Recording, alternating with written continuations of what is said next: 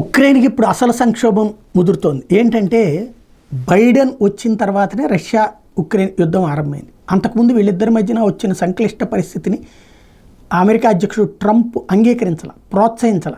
ఈ జెలెన్స్కీ దురద తెలిసినా కూడా ఆయన ప్రోత్సహించాల, ఎప్పటికప్పుడు అదుపు చేస్తూ వచ్చాడు. యుద్ధాన్ని ప్రోత్సహించలేదు, రష్యాకి ఇబ్బంది లేకుండా చూశాడు, ఉక్రెయిన్కి ఇబ్బంది లేకుండా చూశాడు.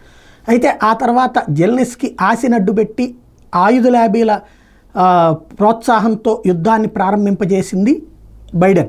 అంటే రెచ్చగొట్టే ప్రయత్నం, ఆ రెచ్చగొట్టుడు ప్రయత్నాలతో రష్యా యుద్ధంలోకి దిగింది.